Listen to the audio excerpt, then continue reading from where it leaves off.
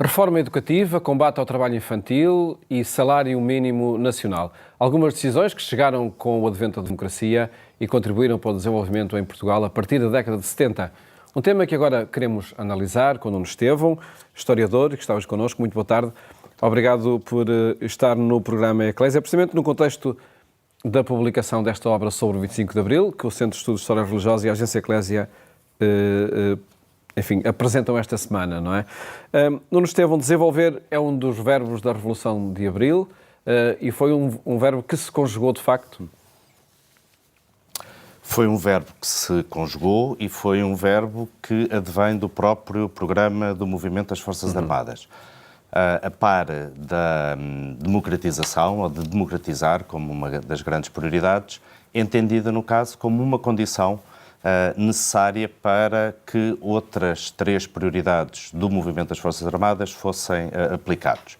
Falo da guerra, ou das guerras em África, melhor dito, falo da descolonização, ou do problema colonial, e, finalmente, das condições de vida das populações. Portugal era um país atrasado, era um país com índices de analfabetismo bastante grandes, com problemas de saneamento básico também bastante significativos, problemas de habitação, bairros de lata, nomeadamente nas grandes cidades, eletrificação nas aldeias.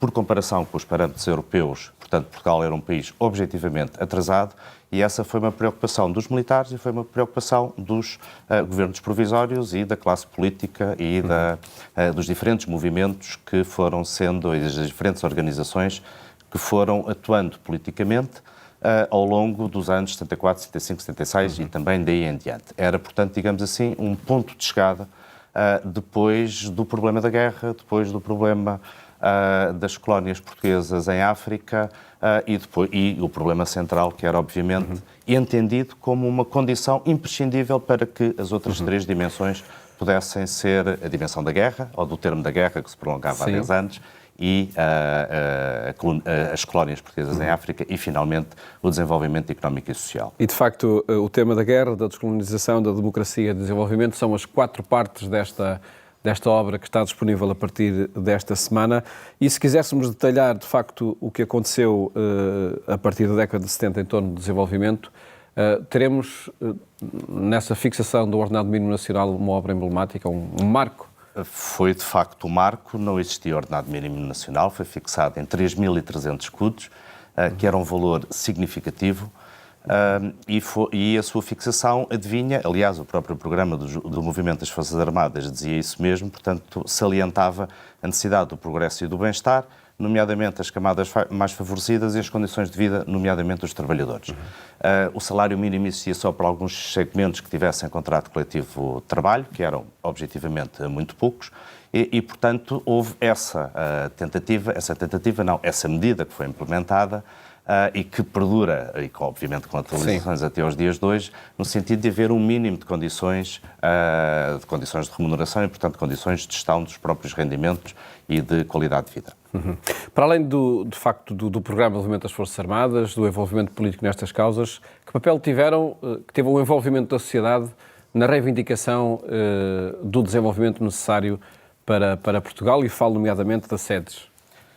Digamos que as sedes e, parcialmente também, até porque estão presentes na própria fundação das sedes, há um conjunto de figuras, de personalidades que vêm, sobretudo, da juventude universitária católica formada ao longo dos anos, ou essas figuras formadas nos anos 50 e 60, e que são muito sensíveis à questão do desenvolvimento, à questão do planeamento económico, à questão do progresso, muito influenciados pela doutrina social da Igreja, nomeadamente o Papa João XXIII e o Papa Paulo VI, e as encíclicas que produzem nessas 2 décadas, e o próprio Concílio Vaticano II, e cuja consciência social, cujo grau, cujo recorte técnico nas universidades, na administração do Estado, em gabinetes de estudo, gabinetes de planeamento, lhes permitem, digamos assim, ser chamados exatamente a ocuparem postos de decisão, nomeadamente nos governos provisórios. Se observarmos quem exerceu o cargo de Ministro dos Assuntos Sociais, verificamos que há figuras que advêm precisamente dessas gerações, quer das sedes, em primeiro lugar, quer parcialmente também da própria juventude universitária católica. Falo de Mário Morteira, falo de Maria Lourdes Pintacilo, falo de Magalhães Mota, falo de Rui Machete, ou seja, e de Pereira de Moura. Há um conjunto de figuras, para não falar dos secretários de Estado, que vão ser recrutados entre sedes e, parcialmente, também entre a Juventude Universitária Católica, que foi uma das, não vou dizer cofundadoras, uma vez que é uma associação cívica formada por, ou que tem como fundadores personalidades individuais, mas algumas delas, ou parte significativa delas, adivinha precisamente da JUC, algumas das quais até já tinham colaborado com os governos de Marcelo Caetano, no caso de João Salgueiro ou Rogério Martins, para falar de dois dos casos mais conhecidos. Que papel teve o Centro de Cultura Operária na formação do operariado? Estamos a falar de um outro segmento, portanto, no caso do operariado industrial e também nos próprios serviços bancários, etc.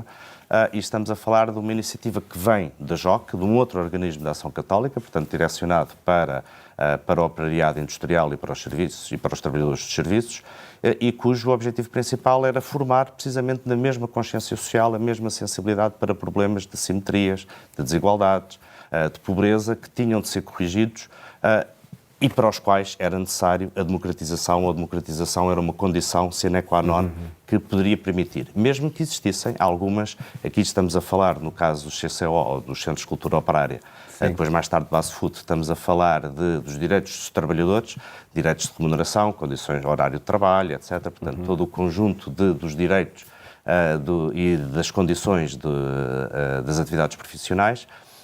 Mas estamos a falar de um outro segmento, de uma outra consciência, ou se quisermos, da mesma consciência aplicada a um outro setor, ao setor, no caso, do trabalho. Setor também muito fundamental foi, sem dúvida, da educação e da reforma da educação que foi acontecendo desde logo com Veiga Simão. Exatamente. Portanto, é por isso que nós falamos de rupturas, que são Sim. evidentes, nomeadamente no caso do regime há uma ruptura evidente, portanto, as instituições de repressão, desde logo, e também depois todo o aparelho corporativo, que tinha influência sobre a fixação dos preços, etc. Mas estamos a falar de rupturas e estamos a falar também de algumas continuidades, ou seja, existiam figuras, existiam sensibilidades, existiam medidas que vinham de trás e que foram acentuadas ou implementadas, ou existiram outras condições para serem implementadas. A reforma de Veiga Simão já podemos dizer que tinha um sentido democratizante, no sentido de alargamento da escolaridade obrigatória e de alargamento também dos alunos que frequentassem quer a escolaridade obrigatória, quer depois o secundário, que nós hoje chamamos liceu, ou que se chamava liceu à época, e depois o próprio ensino superior. Portanto, digamos que a partir de 1963 existiam condições políticas, mas não existia uma fundamental, que era a própria democracia. E de facto aconteceu depois esse alargamento também ao pré-escolar, não é, da educação. Brevemente, um tema que acredito que também foi fundamental para este desenvolvimento, com a Revolução de Abril, foi a criação de condições de vida, de habitação, para que, de facto, a dignidade de muitas pessoas fosse salvaguardada.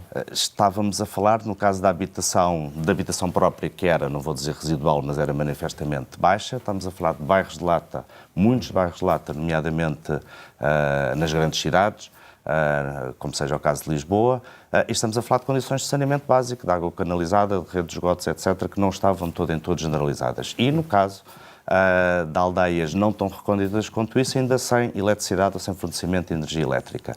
De facto, a habitação foi também uma das preocupações do período. Tudo isto acontece com muitos avanços, com muitos recuos, com muitas disputas nas ruas, com muitos movimentos, organizações, capacidade reivindicativa na própria imprensa, para além dos centros de poder clássicos, como fossem os governos provisórios primeiros e depois o aparelho político, as estruturas políticas formadas após a Constituição de 1976, portanto, toda essa parafernália de organizações, cerca de 40 organizações que se formam de cariz político entre abril e maio de 1974 e que deram um colorido de avanço, de reivindicação bastante grande, e também com alguns recuos e com alguns extremismos, como não podia deixar de ser. Que análise é possível fazer à concretização deste verbo desenvolver desde 74 para cá? Acredito que ainda muito falta a fazer. Ainda muito falta a fazer. Não a partir desses ideais de abril. Não cabe a mim entrar por aí, mas há um país, uma realidade, um retrato social completamente diferente. Aliás, na publicação há um texto que está na Democracia intitulado Portugal Social, de Rita Almeida de Carvalho, que menciona bastante bem, ou faz um retrato, digamos assim, do país sobre estas várias dimensões que nós falámos, com alguns números, com algumas quantificações. Um texto simples, sintético, como é próprio desta obra, mas que nos fala do Portugal que existia em março de 1974 e que é radicalmente diferente, 50 anos envolvidos, poderemos nós dizer, e ainda bem que o é. E muito mais há para verificar nessa transformação, nesta obra que chega esta semana às livrarias. Nuno Estevão, muito obrigado por ter estado aqui no programa Eclésia, a olhar este desenvolvimento que aconteceu a partir do 25 de abril.